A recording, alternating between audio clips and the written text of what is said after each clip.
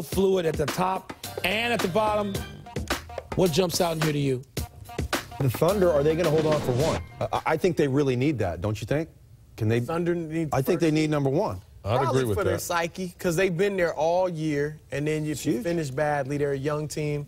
It could hurt them if they don't. Only one person sitting here, with all due respect, has first-person experience with the teams in that graphic just now in the Western Conference. Chauncey, what are you expecting in terms of who gets in? Well, honestly, I think that the teams that are currently in right now are probably going to be there in there at the end of the day. I don't know how and what we're going to mix up and what. From the field, rebounding about even, but well, you talk about ball movement. The Houston Rockets with 15 assists on 21 field goals so far in the ball game. Mark Jones courtside along with four-time NBA champion Kurt Rambis. You know, at this time of the year, coming down the stretch, jockeying for playoff position, you get guys who emerge as surprising storylines tonight. Marcus Camby, who's been to the playoffs 10 out of his 15 years. If you'd have told me he'd have had 10 points and that many rebounds at the half, I'd said you'd have spent too much time in the studio, Kurt. Absolutely, too much time in the sun. The rebounding we know we can get out of Marcus Camby, but the point total, getting 10 points, is something that adds an added bonus for the Houston Rockets. I like the way that Camby has been able to exhibit a lot of efforts in this ball game. Second, third, fourth, fifth efforts. That inspires his teammates. But more important than his scoring and his rebounding, he's got 3 blocks and 4 assists in this ball game as well. Marcus Camby warned his teammates, hey guys, get your rest, get to sleep. We got a lot of important games coming up down the stretch. Well, he apparently went to sleep early last night and is wide awake in this one. As for the Phoenix Suns, Alvin Gentry said we got to find some shots for Jared Dudley. Hasn't been an issue with his productivity in the first half. Jared's done a great job of coming off of screens, and that's where he plays his best basketball. Finding opportunities where he can just quickly release his shot.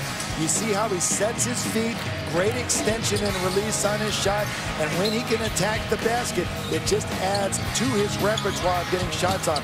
But he's very exceptional at being able to put the ball down for mid-range shot. It's almost like a lost art in the NBA. But the Suns have to be very concerned that they allowed 28 of the 55 Houston points to be scored in the paint. They've got to shut that down. All right, and Phoenix with possession here to begin the third quarter play. Nash with the ball. Steve Nash, interestingly enough, one of the prevailing storylines in this game. He did not score in the first half and promptly knocks down his first field goal, a 3 right there. But what does it say about Phoenix, Kurt, that they were able to keep that close and he wasn't really an offensive factor? Well, Steve Nash understands how a game is run in the tempo. He wants to get his teammates involved more than anything else. But Alvin Gentry knew that he hadn't scored either. That play was designed to get Steve Nash a shot and get him an opportunity to see the ball go through the hoop. They have a chance to take the lead right here. Channing Frye, a little bit strong and rebounded by Scola. Goran Dragic had a pretty good first half for the Houston Rockets with 9. Camby missed the easy one, got the tip, and no good. Shannon Brown throws it inside to Gortat and got it back. Oh, Courtney Lee, a dogged defender. Brown missing the floater. Houston likes to go up and down in this ball game. Scola sets the screen for Dragic. They've already made an adjustment. The Suns, Gortat came out and contested Camby on that shot as Lee misses an easy layup. Second easy miss already here in the third quarter. Great steal by Dragic, and Courtney Lee will get an easy one here.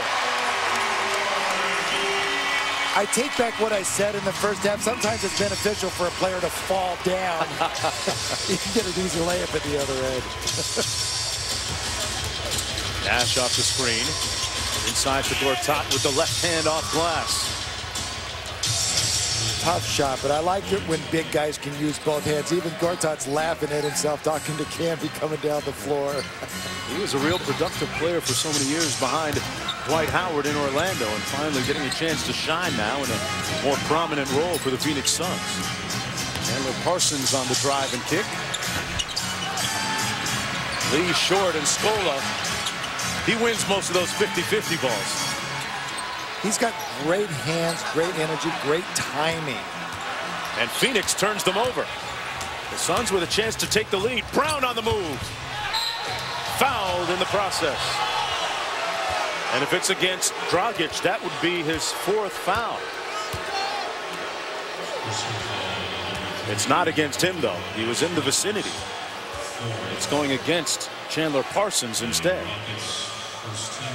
You can already see at the very beginning of this second half that Phoenix has picked up their defensive energy and intensity. Getting stops, getting turnovers, trying to push the ball to the other end. Brown knocks down the first one. Shannon Brown, a 79% free throw shooter on the season. A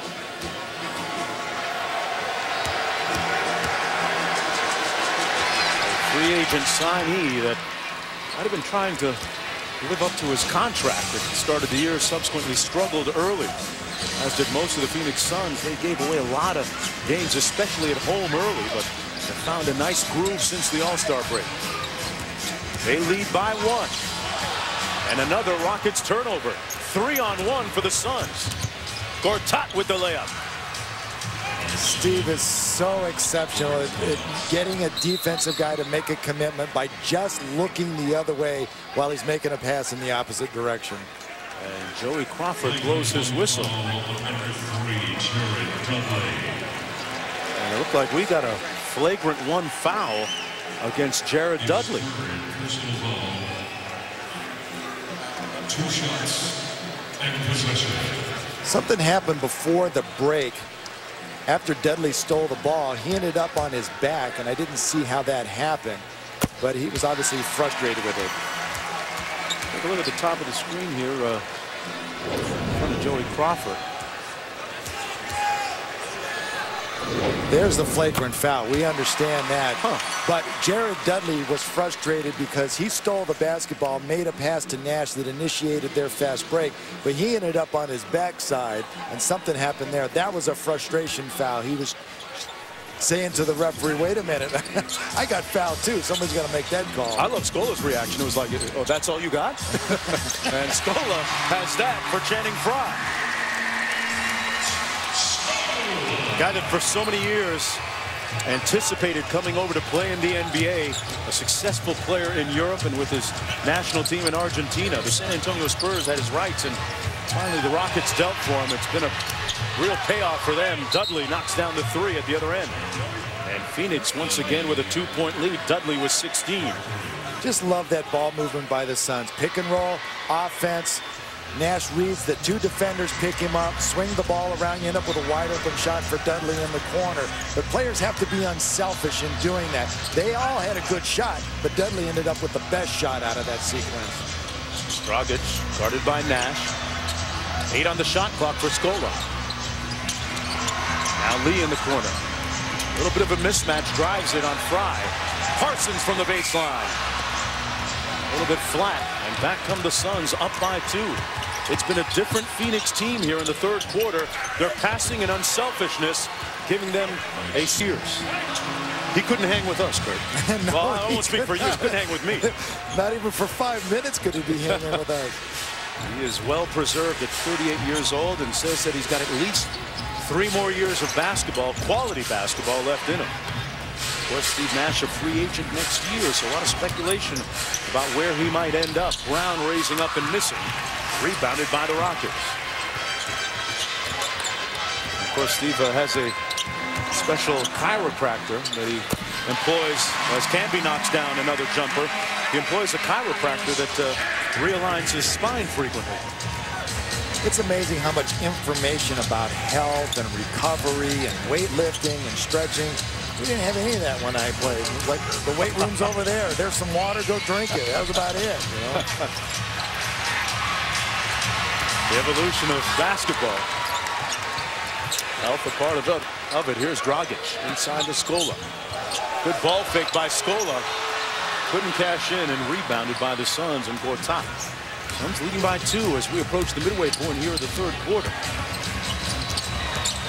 It's passed by Nash once again. Out to Dudley, and they'll run another one with 9 on the shot clock. Dragic fights over the screen. Nash with a soft, feathery floater in the lane. After not scoring at all in the first half, Nash with 5 here in the third quarter. Well, Nash has figured out how Houston is playing the pick and roll. Now he's going to start taking advantage of it. He might take a while to get that shot off, Marcus Camby, but it's working. Hey, well, he's so long and tall, even if you come to block a shot, you're not going to be able to make it anyway. But for Phoenix, they've got to send somebody over. Nice pick and roll, nice read, but you've got to be able to rotate to Camby.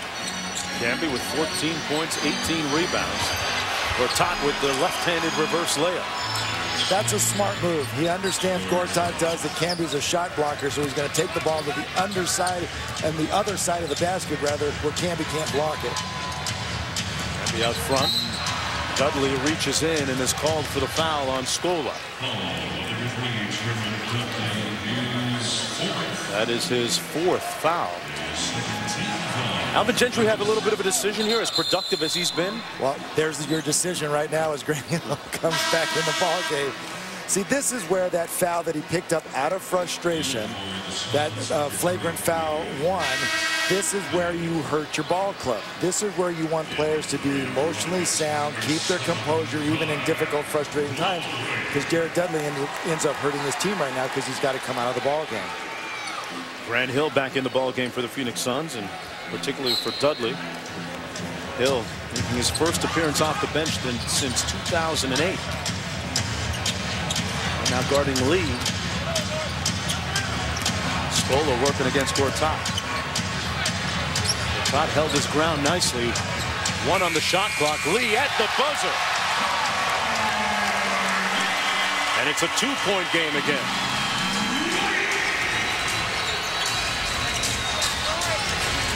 Boy, Dragic really fighting over that high ball screen. Nash got it back. Fighting for it. Fry wanted a timeout, didn't get the call, and Nash will jump it up. It's probably better to take the jump as opposed to waste a timeout on this possession right here. Well, you can keep your timeouts going on in the late game situation. The way that this game is going, both coaches are going to need those timeouts at the end of the ball game. So Steve got a great opportunity to try and steal this tip right here. Lowry and Nash will jump it.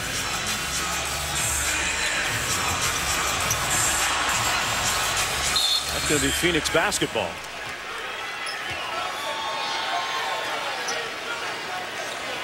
Phoenix has come on a little bit more energized here in the second half. You love it when things work out for announcers. See, they didn't waste their timeout. They get the ball back. They got 21 seconds on the shot clock. Oh, and then they turn the ball over.